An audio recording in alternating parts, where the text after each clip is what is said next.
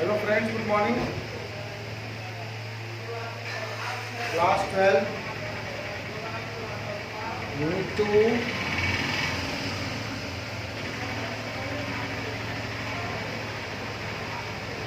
History class में हम लोग आज पढ़ेंगे freezing point depression. Qualitative properties में पहला था वेपर प्रेशर लोइंग, जिसमें हमने पढ़ा रॉल्स लॉ। दूसरा कल पढ़ा बॉइलिंग पॉइंट एलिवेशन, और आज तीसरा है फ्रीजिंग पॉइंट डिप्रेशन।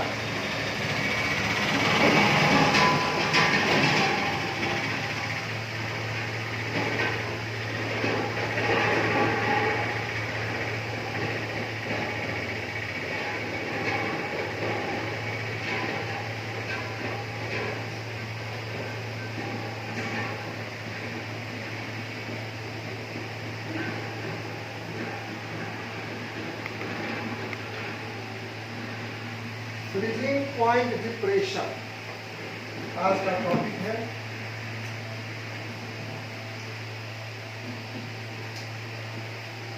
हम लोग जो कल ग्राफ ड्रॉ किए थे वैसा ही आज भी करेंगे, और उसी ग्राफ से आपको समझाएंगे फ्रीजिंग पॉइंट डिप्रेशन क्या होता है। लेकिन उससे पहले I would like to know what is freezing point. Freezing point है क्या, बताइए कोई। फ्रीजिंग पॉइंट तो बचपन से पढ़ते आ रहे हैं आप।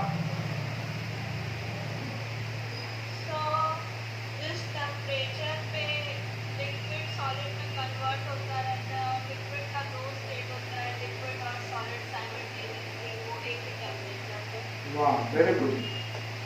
आपने बचपन में स्कूल में पढ़ा था, सबसे पहला पढ़ा था कि the temperature at which a liquid changes to solid is called freezing point. और आपने ये भी पढ़ा था at freezing point the liquid and solid phase remain in equilibrium with each other. लेकिन मैं आपको उससे भी सुंदर एक नया सा डेफिनेशन बताऊंगा, जैसा कल हमने बॉइलिंग पॉइंट के लिए बताया था। याद कीजिए, बॉइलिंग पॉइंट में भी आप ऐसे ही बोलते हो। पहले बोलते हो कि जिस टेम्परेचर पर लिक्विड वेपर बनेगा वो बॉइलिंग पॉइंट है।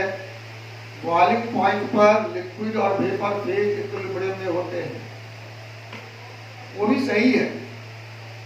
लेकिन जो मोर एक्यूरेट डेफिनेशन है, कल मैंने कहा कि बॉइलिंग पॉइंट वो टेम्परेचर है जिस पर लिक्विड के वेपर का प्रेशर एटमॉस्फेयर के प्रेशर के साथ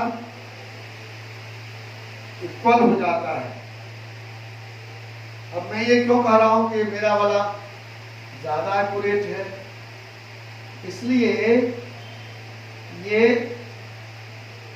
उसके जो वेरिएबल फैक्टर्स हैं उसको हम आसानी से देख सकते हैं।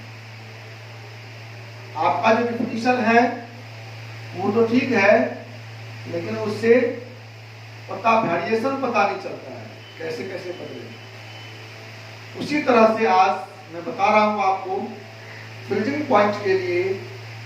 Freezing point is the temperature at which vapor pressure of a liquid and its solid becomes equal. ठीक है?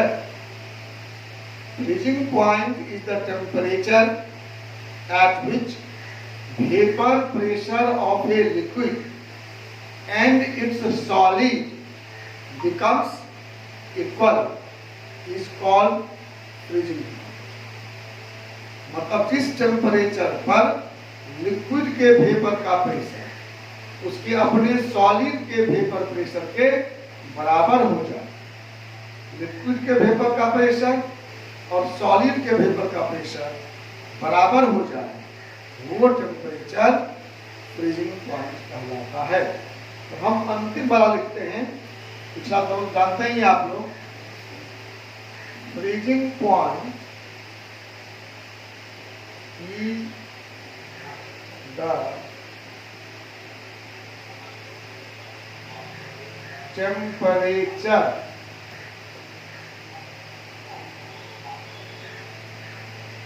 at which vapor pressure of liquid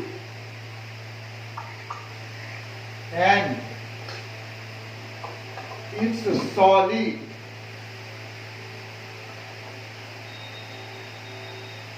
becomes equal to each other. Vapor pressure of liquid is equal to vapor pressure of solid. और वही वो temperature है जिस पर liquid freeze करेगा या सॉलिड मेल्ट करेगा। मेल्टिंग पॉइंट और फ्रीजिंग पॉइंट दोनों एक ही चीज है। सॉलिड है तो मेल्ट करेगा, लिक्विड है तो फ्रीज करेगा टेम्परेचर सेम रहेगा। वाटर है 0 डिग्री पर, वह 0 पर ही आइस बन जाएगा, और आइस है 0 डिग्री पर तो वह 0 डिग्री पर ही वाटर बन जाएगा। क्योंकि फ्रीजिंग पॉइंट पर सॉलिड लिक्विड इक्विलिब्रियम में रहते हैं। Solid in equilibrium with liquid, इसे कहते हैं मेल्टिंग पॉइंट, इसे कहते हैं फ्रीजिंग पॉइंट। सॉलिड से लिक्विड हुआ तो मेल्टिंग, और लिक्विड से सॉलिड हुआ तो फ्रीजिंग, दोनों एक ही चीज है। अब हम आज बात कर रहे हैं फ्रीजिंग पॉइंट डिप्रेशन। वैसे कल आपने पढ़ा, अगर हम किसी लिक्विड में कोई नॉन वोलेटाइल सॉल्यूट डाल देते हैं तो उसका वेपर प्रेशर डिक्रीज करता है और बॉइलिंग पॉइंट इंक्रीज कर जाता है। उसी तरह से आज हम लोग पढ़ेंगे कि हम जब किसी लिक्विड में नॉन वोलेटाइल सॉल्यूट डालते हैं तो उसका वेपर प्रेशर डिक्रीज करता है और फ्रीजिंग पॉइंट भी डिक्रीज कर जाता है। ठीक है, उसी की चर्चा हम लोग करेंगे आज। When a non-volatile solute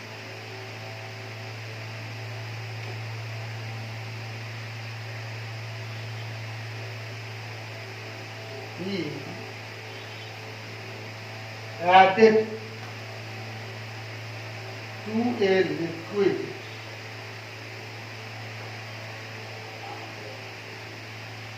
its vapor pressure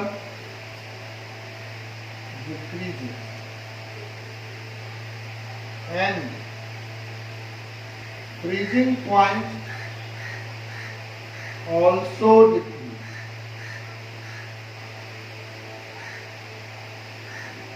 This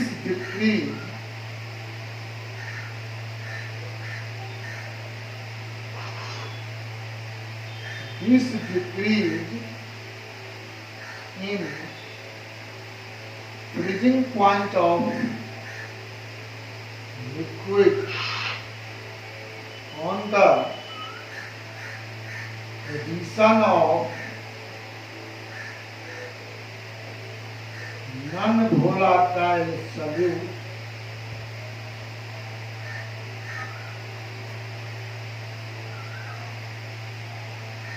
is called freezing point depression, इसको हम लोग डेल्टा टीएफ लिखते हैं। Delta TF equal to TF not minus TF.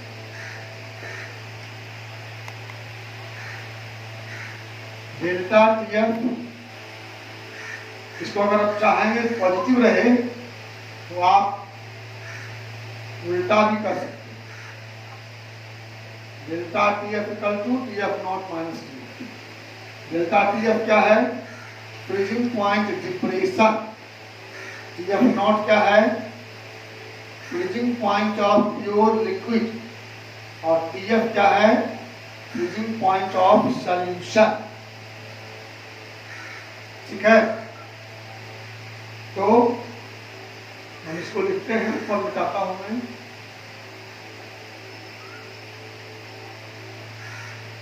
I hope आपने लिख लिया होगा।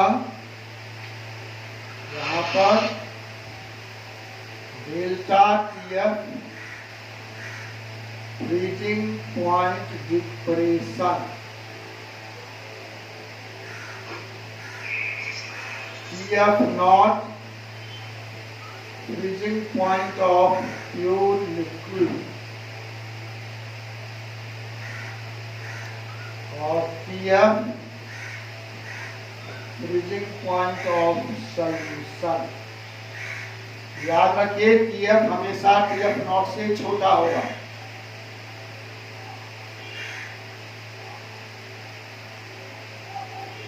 Tf is always less than Tf not.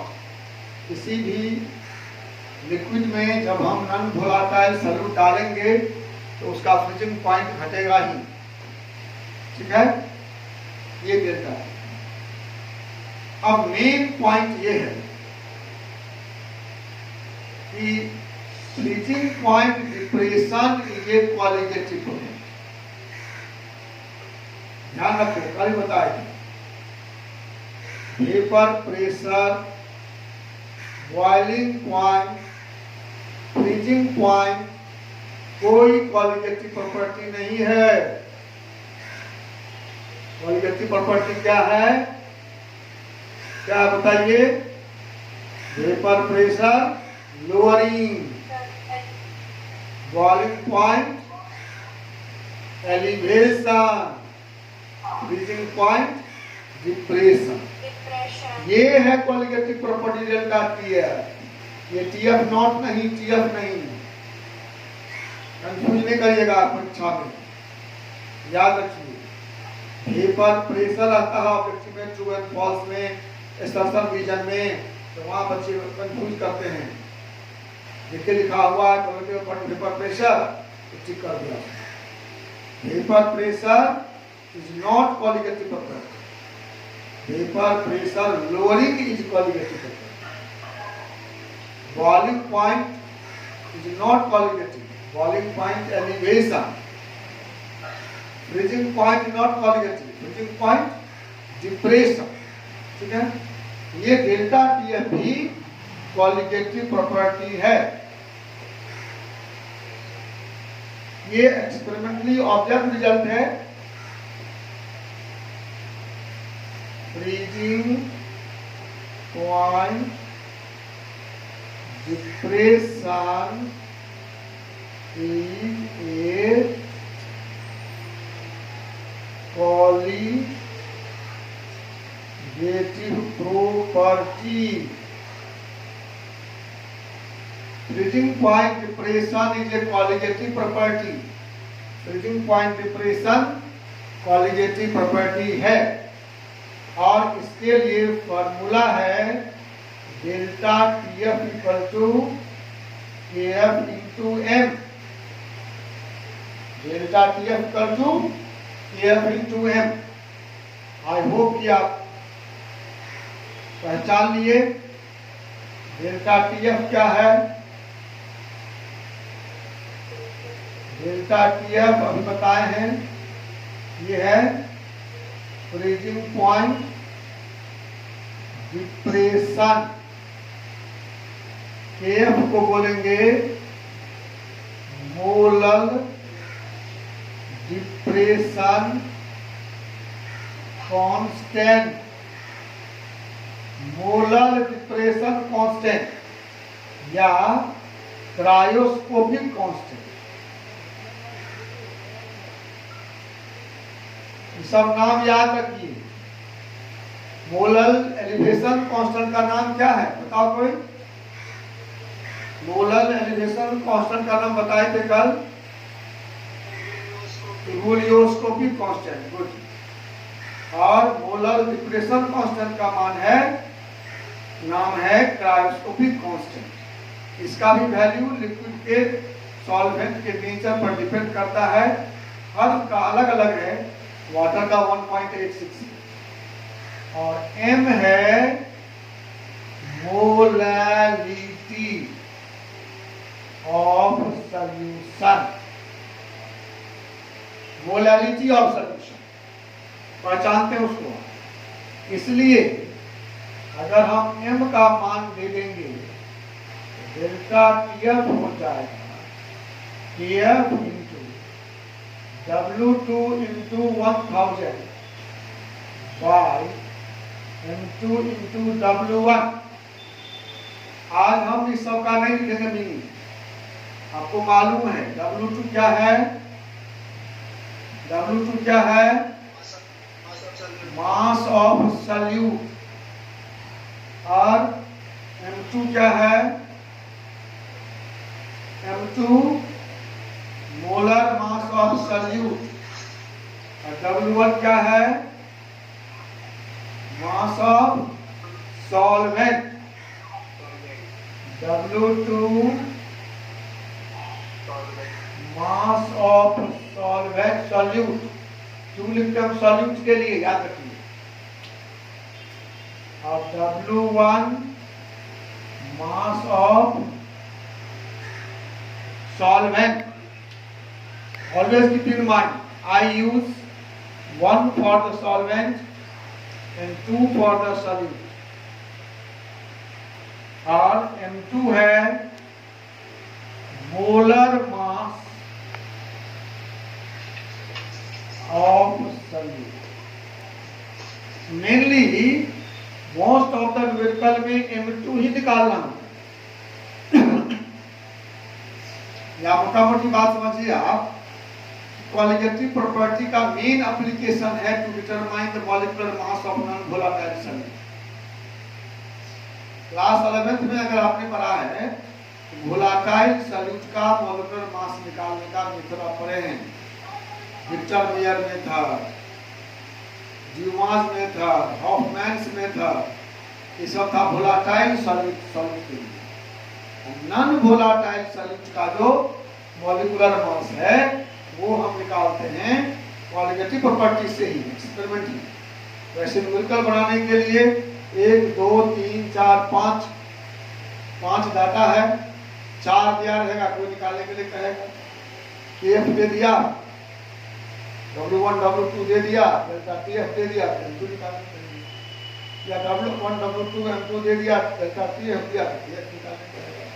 कोई 5 में से हम एक निकाल सकते हैं, 4 दिया हुआ, ठीक है। लेकिन मोस्ट केस में इसका उपयोग होता है मॉलिक्यूलर मास के।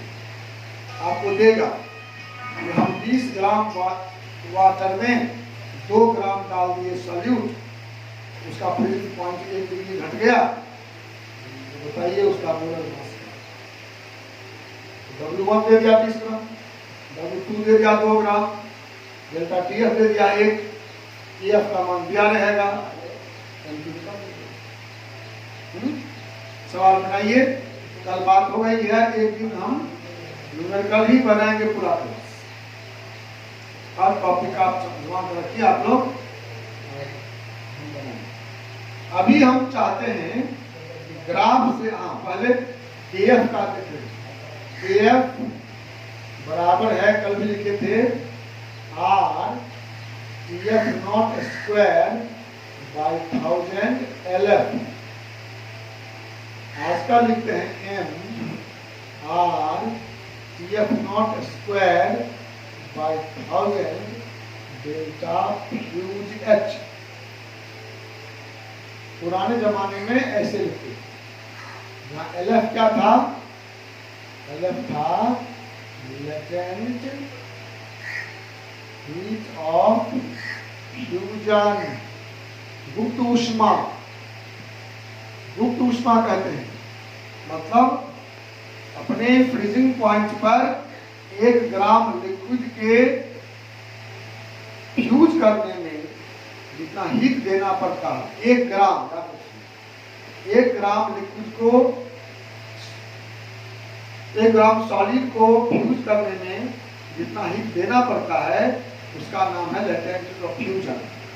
और आजकल यूज करते हैं हम लोग डेल्टा फ्यूज H, इसका नाम है enthalpy of fusion. Enthalpy of fusion मतलब 1 मोल सॉलिड को लिक्विड बनाने में जितना एनर्जी खर्च होगा, 1 मोल सॉलिड को लिक्विड बनाने में अपने मेल्टिंग पॉइंट पर जितना एनर्जी खर्च होगा उसे कहेंगे एंथैल्पी ऑफ फ्यूजन। ये है एंथैल्पी ऑफ फ्यूजन। M को पहचानते हैं आप, ये M यहाँ M1 है। M1 मतलब मोलर मास ऑफ, बोलो, सॉल्वेंट। 1 है तो सॉल्वेंट ना। R को पहचानते हो, R क्या है? Universal gas constant. और PF0 को देखे ही अभी, PF0 freezing point of liquid. ठीक है, वैसे सवाल में KF दिया ही रहेगा, अगर नहीं दिया हो तो आप निकाल भी सकते हैं। ये तो मैथमेटिकल हो गया। अब आपको हम ग्राफ से दिखाना चाहते हैं कि फ्रीजिंग पॉइंट डिप्रेशन कैसे हो। आइए देखिए, जैसे कल दिखाए थे वैसे आज भी। मान लो कोई लिक्विड है, कोई भी लिक्विड है जिसका ये वेपर प्रेशर, टेम्परेचर बढ़ने से बढ़ता है, उल्टा बोलेंगे घटने से घटेगा। तो मान लिया लिक्विड है, इसका वेपर प्रेशर टेम्परेचर घटने से घट गया। लिक्विड लिए हाई टेम्परेचर पर हाई प्रेशर था, हम उसको ठंडा कर देंगे। जैसे जैसे ठंडा करेंगे, कूल करेंगे, वेपर प्रेशर घटेगा। मालूम है आपको, इस दिए हुए लिक्विड के लिए vapour pressure depends on temperature, temperature के समानुपाती होता है। टेम्परेचर बढ़ने से बढ़ता है, घटने से घटता है। तो यहाँ था इस टेम्परेचर पर और धीरे धीरे घट रहा है। लेकिन होता क्या है, एक समय ऐसा आता है जब ये धीरे धीरे घट रहा था, एकाएक ऐसे घटा। ये जो एकाएक जहां से घट गया वेपर प्रेशर, यही है TF0। एकाएक क्यों घट गया? जब तक लिक्विड था तब तक धीरे धीरे घट रहा था। जो ही लिक्विड सॉलिड बनना शुरू हो गया तो वेपर प्रेशर एडवांस कम होता है। आप जानते हो सॉलिड का वेपर प्रेशर कम होता है।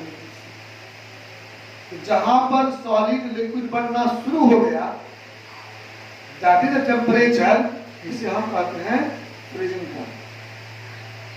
यही हुआ फ्रीजिंग प्योर। अब हम इस लिक्विड में डालते हैं नॉन वोलाटाइल सॉल्यूट। तो नॉन वोलाटाइल सॉल्यूट डालने से क्या होगा बताइए? वेपर प्रेशर घटेगा। तो मान लीजिए इस टेम्परेचर पर प्योर लिक्विड का ही वेपर प्रेशर था, तो सॉल्यूशन का क्या होगा? कम होगा ना, कम होगा ना। ये था लिक्विड का, ये होगा सॉल्यूशन घटेगा।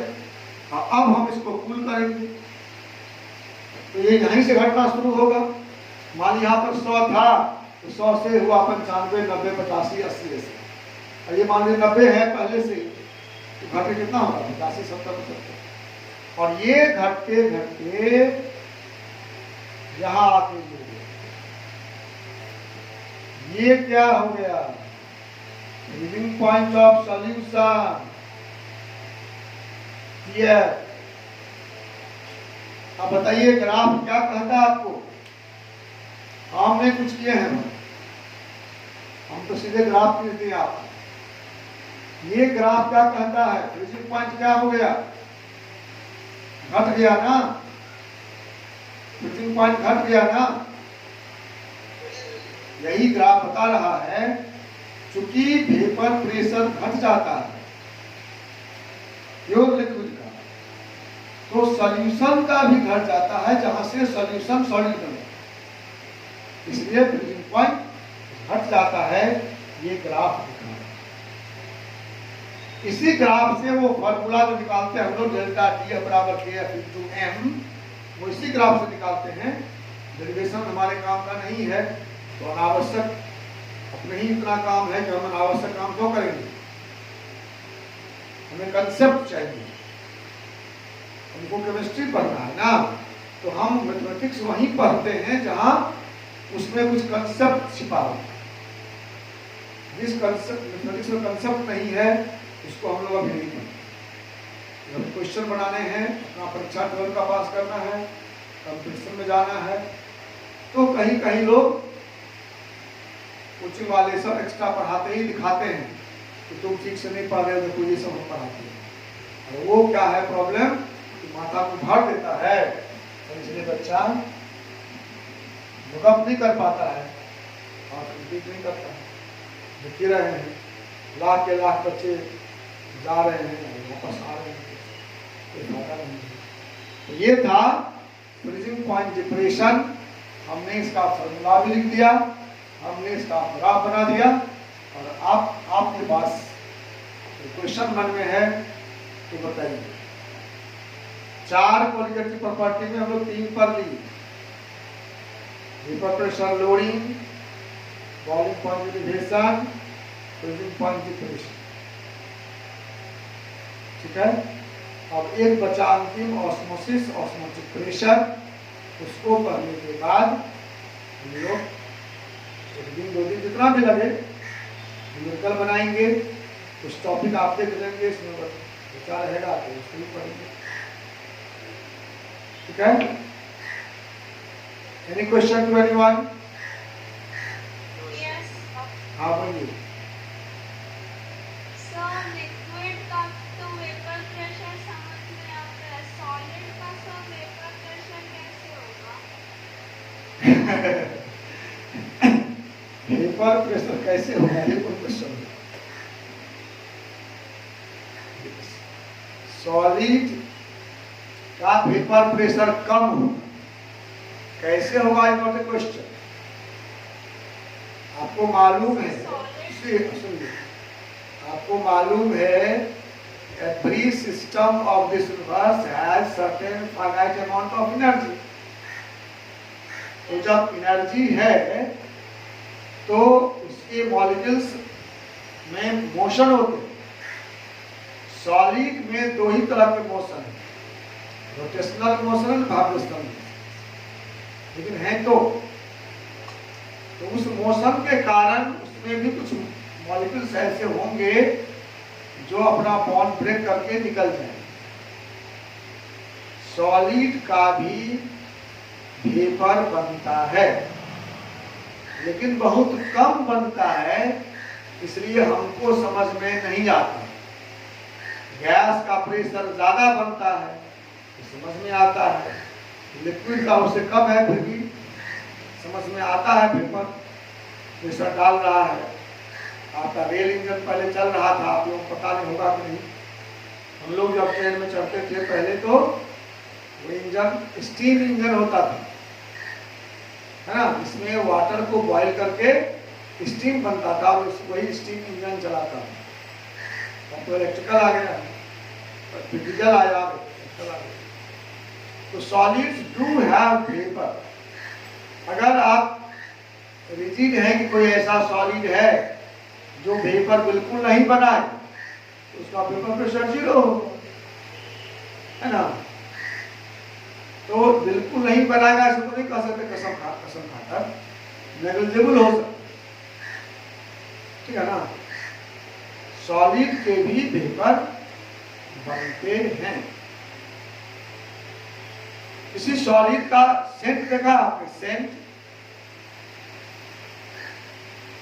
किसी सॉलिड का सेंट महसूस किए हैं? Yes sir. तो सोचिए तो सेंट कहां से आपके नाक में आ गया? सॉलिड कहीं रखा हुआ था, तो आपके नाक में उसकी सुगंध कहां से आई? इसका मतलब उसमें से कुछ वेपर निकला जो आपके नाक तक पहुंचा, आपको सेंट मिला। लेकिन अधिकांश सॉलिड में वेपर प्रेशर नेग्लिजिबल होता है, ये आपकी बात में होता है, ठीक है। लेकिन आप ये नहीं कह सकते हो कि solids do not have vapour pressure, solids have very low vapour, ठीक है।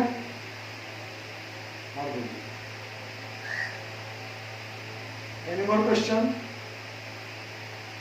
हाँ, एक बात भूल गए। और यहाँ तो सॉल्यूशन है, एक लिक्विड में सॉलिड है, तो यहाँ जो वेपर प्रेशर है तो उस सॉल्यूशन से जो सॉलिड बनेगा, मतलब वाटर में शुगर डाल देंगे आप या वाटर में सॉल्ट डाल देंगे, वो सॉल्यूशन जमेगा। तो शुगर का सॉल्यूशन जब जमेगा उसमें क्या सब रहेगा? वाटर भी रहेगा ना, शुगर भी रहेगा, याद रहे हैं।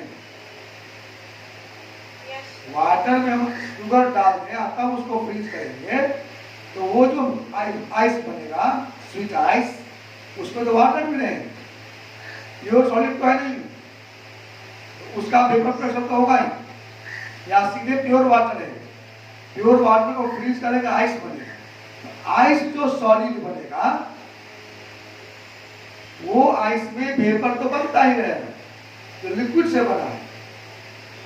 नॉर्मल कंडीशन में जो सॉलिड है पहले से, डायमंड है जैसे, आयरन है, तो उसके वेपर का प्रेशर नहीं होता। लेकिन जो लिक्विड है नॉर्मल कंडीशन में, वो जब सॉलिड बनता है, it may have natural tendency to go into liquid, so it has vapour pressure. Clear? Yes sir. Okay, any more question to anyone? नहीं है।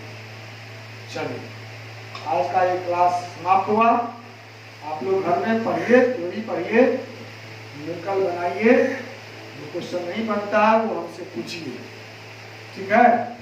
और हम YouTube का वीडियो भेजते हैं आपको, एक बार उसे ही पढ़ लीजिए, दोबारा रिवीजन हो जाएगा। हाँ, मैं रोज कहता हूँ, मेरा सब्सक्राइबर नहीं बढ़ रहा है, आप उसको सब्सक्राइब करें और फ्रेंड्स को शेयर करें, कमेंट भी ले, देखिए क्या कमेंट आता है, क्या हम इम्प्रूवमेंट कर सकते हैं, और तो किया जाए, ठीक है। तो लाइक करो, कमेंट करो, सब्सक्राइब करो और दोस्तों को शेयर, ठीक है। Thank you.